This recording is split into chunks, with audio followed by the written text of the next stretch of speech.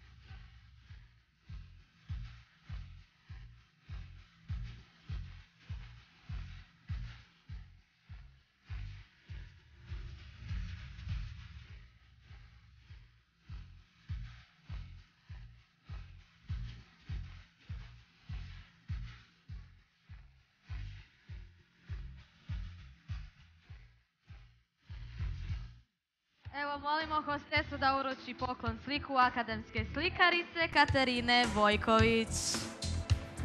Hvala puno. Evo, naše djevojke